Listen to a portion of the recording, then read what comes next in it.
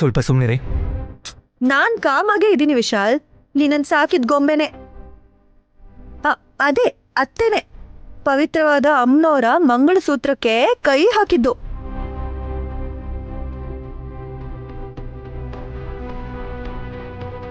ತಿಲೋತ್ತಮ್ಮ ಗಾಯತ್ರಿ ಅತ್ತೆ ಮಾಡ್ಸಿರೋ ಚೈನ್ನ ಕಿತ್ಕೊಳಕ್ ನೋಡಿದ್ರೆ ಈ ಗಾಯತ್ರಿ ಪುಟ್ಟಿ ಯಾಕೆ ಅತ್ತೆ ತಾಳಿನ ಹಿಡ್ಕೊಂಡಿದ್ದಾಳೆ?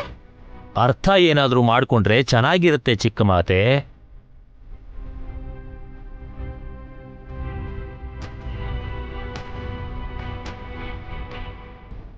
ಅಷ್ಟು ಜ್ಞಾನ ಇದ್ದಿದ್ರೆ ತುಂಬಾ ಖುಷಿ ಆಗ್ತಿತ್ತು ನಂಗೆ.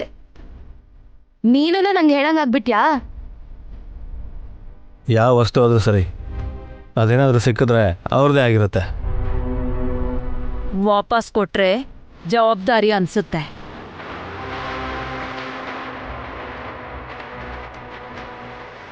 ಕೊಡ್ಲಿಲ್ಲ ಅಂದ್ರೆ ಯಾವ ದೇವಸ್ಥಾನದಿಂದ ತಗೊಂಡ್ ಬಂದಿದ್ಯೋ ಅವ್ರು ಹೋಗಿ ಪೊಲೀಸ್ ಕಂಪ್ಲೇಂಟ್ ಕೊಡ್ತಾರೆ. ಸಂಜೆ ಕೊಟ್ಟಿದ್ದಾರೆ ಅಂತ ಹೇಳ್ತಾ ಇದ್ರಲ್ವೇನೆ? ಯಾರು ಕೊಟ್ಟಿದ್ದು ಅಂತ ಹೇಳೋಕ್ ಹೇಳ್ರಿ. ಹೇಳು ವಿಶಾಲಾಕ್ಷಿ, ನಿನಗೆ ಯಾರು ಕೊಟ್ಟಿದ್ದು?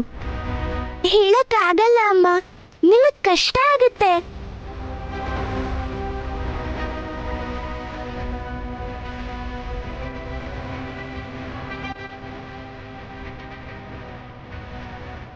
ಹೀಗೆ ದಾರಿ ತಪ್ಸ ಮಾತಾಡ್ಬೇಡ.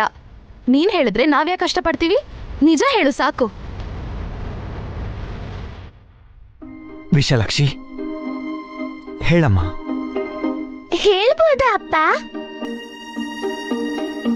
ಎಲ್ರೂ ಹೇಳು ಅಂತ ಹೇಳ್ತಿರೋದಕ್ಕೆ ನೀನ್ ಆರಾಮಾಗಿ ಹೇಳ್ಬೋದು ವಿಶಾಲಾಕ್ಷಿ.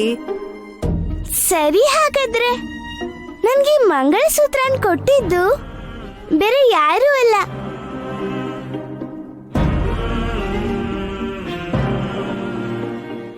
ಅವಳು.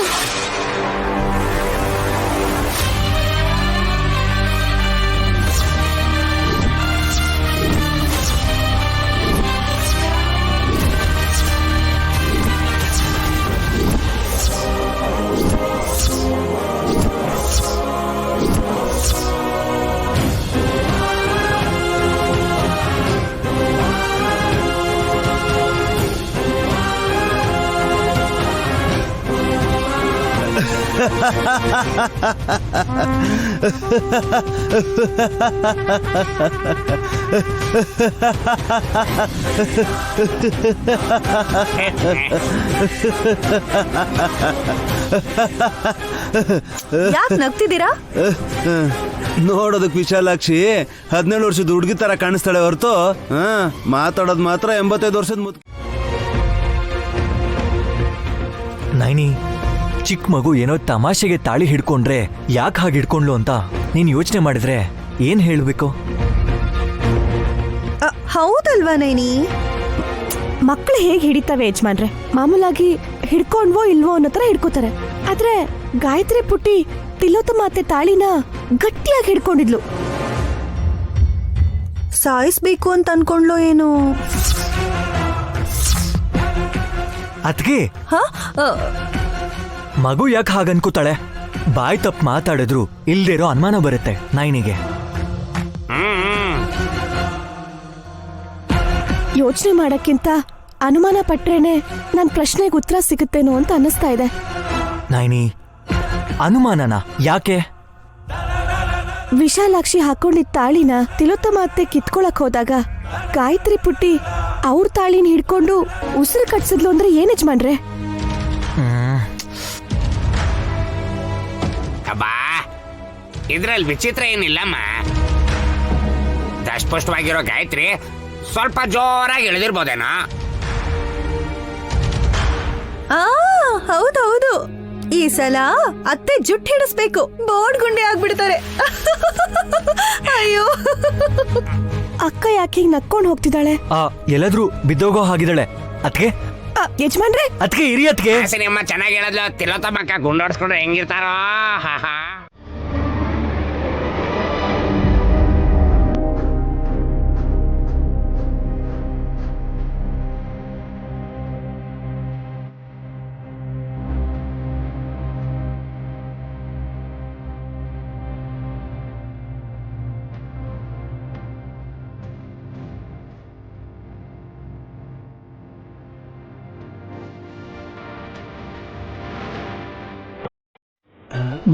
ನಿಂತ್ಕೊಳ್ಳಿ. ಏನು ಹಾಗೋಡೋಗ್ಬಾರ್ದು. ಇಲ್ಲಿ ನೋಡಿ, ಈ ರೀತಿ ಕಾಲನ್ನ ಎತ್ತಿ ಈ ರೀತಿ ನಿಧಾನವಾಗಿಟ್ಟು ಸ್ವಲ್ಪ ಬೆಂಡಾಗಿ ಬೆಕ್ಕಿನ ತರ ನಿಧಾನವಾಗಿ. ಏಯ್ ಪ್ರಾಕ್ಟೀಸ್ ಮಾಡೋಷ್ಟರಲ್ಲಿ ಕೆಲ್ಸ ಮುಗ್ದಿರುತ್ತೆ. ಬಾಯಿ ಮುಚ್ಕೊಂಡ್ ಬಾರೋ. ಹ್ಮ್